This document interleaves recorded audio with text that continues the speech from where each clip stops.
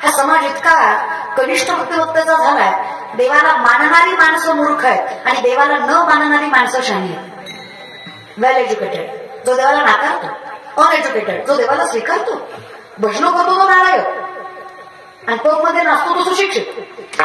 सोबत आहे की रे? वरातीत नाचणारी मुलगी सुशिक्षित आहे आणि कीर्तनात नाचणारी नालायक आहे. काय पॉइंट ऑफ व्ह्यू आहे बघण्याचा? अवघड आहे आपलं.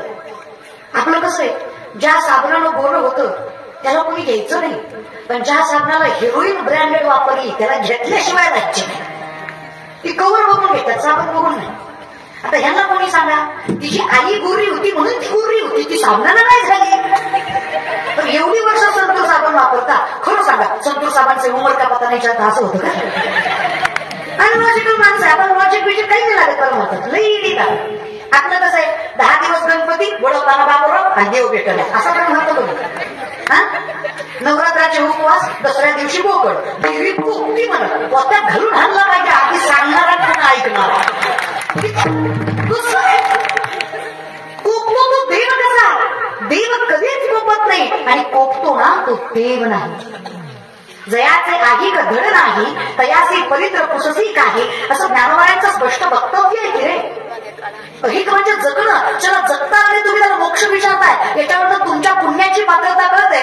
चांगला गुरु न भेटणं, योग्य मार्गदर्शन न भेटणं हे सगळ्यात मोठं पापाचं लक्षण आहे. द्वैताची झालं नाही गुरुविना ज्ञान, तर या कैसे कीर्तन घडलेलं आम्ही.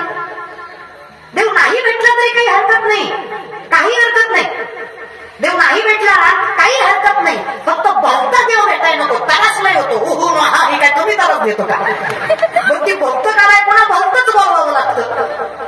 कुठे भक्तांच्या नादी लागताय? कल्पनेची बाधा नहुकपणे काही संत मंडळी सुखी असो.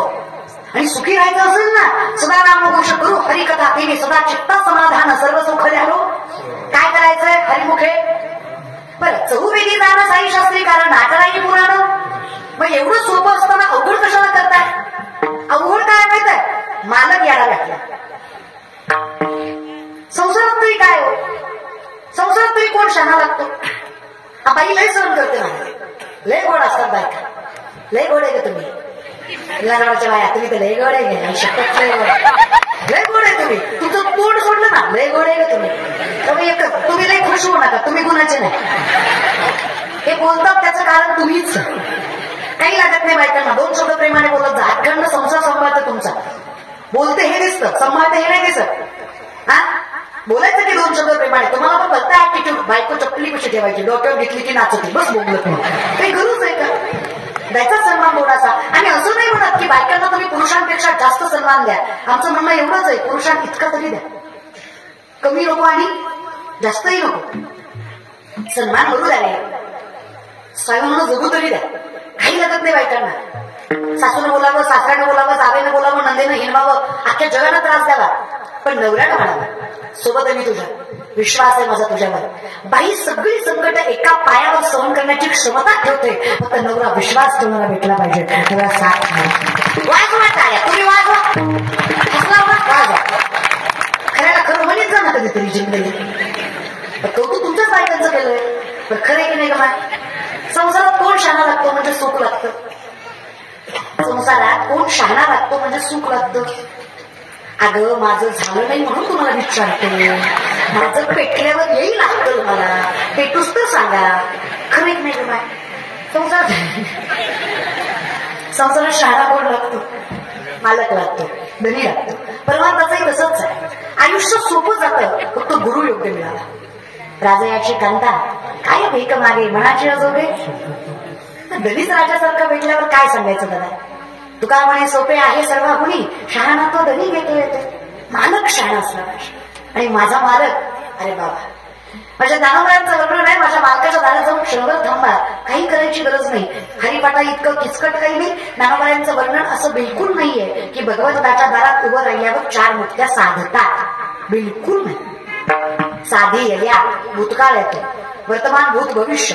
साधतोय साधायच्या साधी येल्या, साधतोय चालू आहे साधायच्यात भविष्य आहे. साधी येल्या भूतकाळ आहे, जे घडून गेलाय तो भूतकाळ आहे. साधी येल्या ज्यांनी साधायच्या त्यांनी साधल्या, कारण त्यांच्याकडे तेवढा अधिकार होता. तुम्हाला आम्हाला जमेलच असं नाही. ते आपल्यातला का तो तेने भलता येतो, आपल्यातला नाहीये. तेने मुक्तीचार कोणी साधलाय ज्यांच्याकडे अधिकार होता योगित्वाचा. कारण योगी व्हायचं म्हणजे सोपं नाहीये. योगी होई करीती परी कर्मे त्यांना बंदी जाती जे सांगितले आहे संगती अहम भावाची. त्याला स्वत्वाची जाणीव नाहीये, जन्ममृत्यू बंधनच नाहीये, कर्मच नाहीये तो योगी. योगी व्हायचं म्हणजे ज्ञानोबा योगियांचं योगी आहेत. योगी होण्यासाठी प्रथम कार्य समाधी लावायची. समाधी लावायची म्हणजे कुंडलिनी शक्ती जागृत करता आली पाहिजे. कुंडलिनी शक्ती जागृत करता आली पाहिजे म्हणजे शरीरामध्ये 72,000 नाड्या, 24 नाड्या प्रधान, 3 नाड्या प्राणवाहक, इडा, पिंगला, सुषुम्ना यातला माणसाचा प्राणवायू वाहतो. पूरक, रेचक, कुंभक शस्त्राचे 3 प्रकार याच्यावर त्याचा आध्यात्म आहे. 3.5 वेळी असली कुंडलिनी शक्ती बेंबीच्या देठापासून शस्त्राचं भेदन करत ब्रह्मरंध्रात जाऊन मिळते. त्यावेळेस माणसाला समाधी लागते. कळल्यावर लावा. हे कळलं तुम्हाला? मला कळू द्या. एखाद्या वेळेस कळेल पण तो अधिकार मिळणार. पण काही हरकत नाहीये. योगायाग विधी एनेनो हे सिद्धी वायाची उपाधी. योग करू नये असं नाहीये, पण यदा कदाचित योगयाग करावा, पण योग्य मालक नसू नये, शुद्ध अंतःकरण नसू नये, काही फायदा नाही. संसारिक असावं पण योग्य मार्गावर असावं, कर्म सत्य असावं, नजर पवित्र असावी. जगाचा मालक द्वारकेचा राणा तुमच्या संसाराची राखणदारी करतो. काही नाही करायचं का? काही नाही. हरिमुखे जिथे आहात तिथे भगवंताचं नाम, भाईचं वैसोणी करा, आवडी आनंद. पण आमचं कसं आहे, नाकाच्या शेंड्यापासून टाकल्यापर्यंत गद, बापाच्या कमरेत लाथा, देव भेटला नाही, तू बाप ठोकला. नका रे, काही फायदा नाही असला पण महत्वाचा. इमानदारीनं सांगा ना लंजवाडकर, त्याला घरातला बाप कळणार आहे, त्याला पंढरीचा बाप कळणार आहे. बसलेले मी काय वाटून केलंय तुमचं? मग बोलत जा. मुद्दाम करताय नाही. काही माणसं मुद्दाम करतात. बोल म्हणलं तर बोलत नाही, हसवालं तर हसत नाही, टाळी वाजवत नाही, मुद्दाम करणार. ते म्हणणार ते जे सांगते की आपल्याला सगळंच माहिती आहे. माहित आहे की मला, पण मोठेपणा दाखवा की लेकीच्या बाबतीत जरासा. इतक्या ऍटिट्यूडने बसू नका. निस्ती उभं बसल्याने लय होते मोठे 7 कोटी घरं सोन्याची आहेत रावणाची. किती बरं काय 1.25 एकर ऊस आहे आपला. लय मास करण्यात मजा नाही आपल्याकडे. 7 कोटी किती 7 कोटी सोन्याची घरं आहेत, कास्याची पितळाची मरू द्या. नंतर जोक विनोद नाहीये. तुलसी रामायणामध्ये वर्णन आहे. रावणाच्या एका घराची एक चौकट 2250 किलोची आहे. रावणाच्या एका घराची एक चौकट 2250 किलोची आहे. भांड्याचा महिना अर्धा तोला घातला गेल्या वर्षी सासरेनं. तुझी बायको महिनाभर स्टेटस ठेवत होती, लाडाचा जावाई गेला सासरे अर्ध्या तोळ्यावर महिनाभर गेला घ्या 2250 किलो. सोपं सांगतो तुम्हाला, रावणाच्या या घराची एक चौकट विकली तर 35 वेळा आमदार होता येतं. किती वेळा? किती? एका चौकटी. अशा काही एक चौकटी आहेत का? 7 कोटी चौकटी, 80,000 बायका, 1 लाख पोरं, 1.25 लाख नातू. ही फक्त घरची. पाहुणं भाऊकी बरू द्या, जा चल तुम्ही जागेवर. विचार करा ना, सासरे 80,000 बायकाचे आई बाप, 1,60,000 म्हणू नका. ज्याच्या एकट्या जावयाना 80,000 केल्या त्याचा सासरा गुणाचा असेल का? 2 तरी करीन की मला जावयाकडे विचार कर. जर नका बरोबर श्रीमंत आहे तो, नटलाय तो फक्त अहंकार आहे, भक्त नाही असंही नाही आहे. द नाव मुवमेंट आताच्या क्षणापर्यंत सगळ्यात मोठे शिवभक्त रावण झाले. रावणासारखी शिवभक्ती कोणाचीच नाहीये. धन्य भाग्य रावणाचे दास झाले शंकराचे. नाथ बाबा नाथ रामायणामध्ये वर्णन करतात. रावणाच्या शिवपूजेला 7 ते 8 तास दिवसातला वेळ लागायचा. 14 माणसं पूजेचं सामान हाताखाली द्यायला होती. रोज 1000 कमळ शिवपिंडीला व्हायचा. चुकून एके दिवशी 999 भरले, स्वतःचं शिर कापलं आणि 1000वर शिर कमल म्हणून शिवपिंडीला अर्पण केलं. एवढा महान शिवभक्त रावण होता. देवानं तरी काय कमी केलं? लंका कोणाची? लंका कोणाची? बिका पाटलाची. लंका महादेवाची. रावणाच्या अगोदर लंकेचं स्थापत्य महादेवाचं आहे. महादेवाच्या लंकेच्या वास्तुशांतीच्या पूजेला रावणाला बोलवलंय, कारण जातीने ब्राह्मण आहे रावण. शास्त्र वेद उपनिषद तोंड पाठत रावणाला. अशी सुंदर पूजा मांडली, असे गोड मंत्र म्हणले. आधीच शिव स्वभावाने बोळे, शिव बोळा. सगळ्या अवतारांपैकी भोळा अवतार शिवाचा आहे. अहो नुसतं मागावं, मागायच्या आधी मिळावं, एवढं भोळं स्वरूप शिवाचं आहे. रावणाला महादेवाने म्हणावं, रावणा काही सुंदर पूजा केली, काय मागायचं ते माग. जगातला पहिला गाडी वास्तुशांतीला आला, दक्षिणेत बंगलाच घेऊन गेला. कळलं त्याला, कळलं महाराज. लंका होती कोणाची?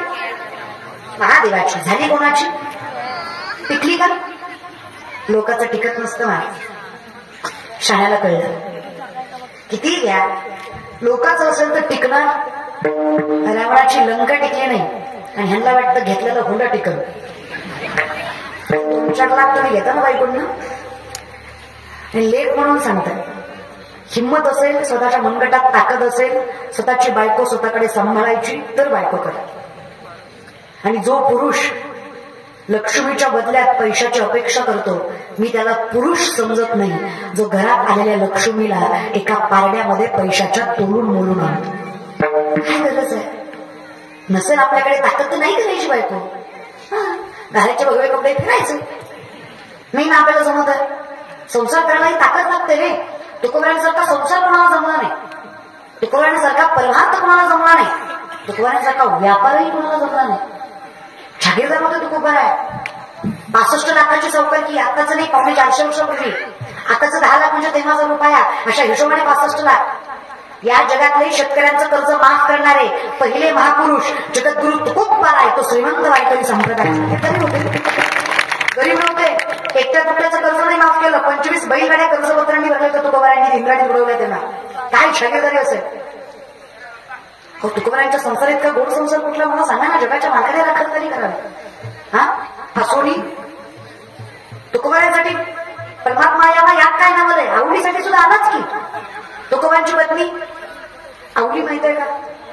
तुकोबांची पत्नी तिला आवली म्हणतात. खरं नाव जिजाई त्यांचं. 2 बायका होत्या तुकोबांना, रखमा आणि जिजा. तुम्ही लय हौसनं ऐकू नका, त्यांनी हौसनं केल्या नाही. पहिली केली, तिला बाळ व्हायना म्हणून आई बापांना हात टाका तर दुसरी करायला लावली. पण देवाचं गणित इतकं बेकार. दुसरी केली, दुसरीच्या अगोदर हिला लेकरू झालं पहिलीला. देव खतरनाक महाराज. आणि शिकायला असतं गोष्टी. मग काय, 2 बायका, रखमा आणि जिजा. रखमा दुष्काळ अन्न करून गेल्या. दुसरी पत्नी जिजा, आवडी म्हणतात तिला. ती पण गरीबाची नव्हती. पुण्याचं सासर आहे तुकोबारायांचं. गुळवे सावकाराची पोरगी तुकोबाराची बायको आवली. 3600 एकर ऊस होता तिच्या बापाचा. किती? लग्नाच्या बाया किती होते भगवान? 3600 3600 एकर ऊस होता तिच्या बापाचा. 1425 माणसं वन टाइम हाताखाली तुझ्या बापाच्या. तरी नवऱ्याच्या घरी मिठासोबत भाकरी खायची. तुमचं बरं आहे ना? सहज विचारलं आपलं महाराज. लय मनावर घेऊ नका. बायको आवडी सारखी भेटाय, तुम्ही बी तुकोबासारखे लागतात.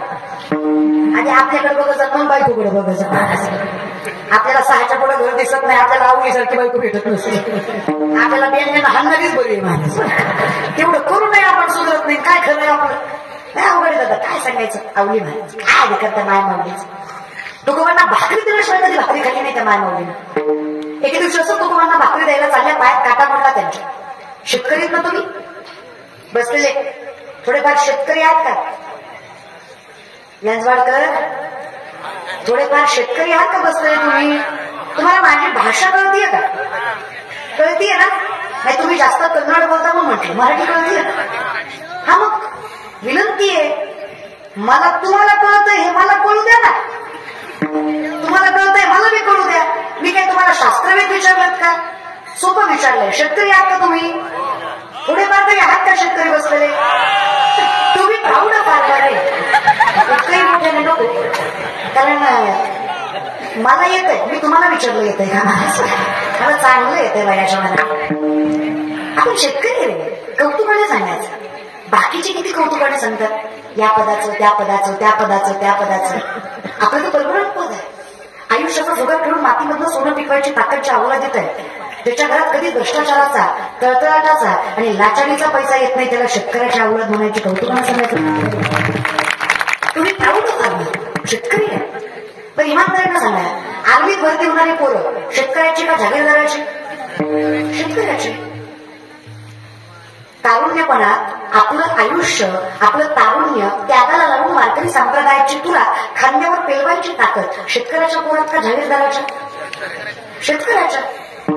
वृद्धाश्रमात कोणाचा मायबाप? शेतकऱ्याचा की जागीरदाराचा? ते कुत्र्याचं नाक पुसतो, त्याला बापाचं नको वाटतं महाराष्ट्र.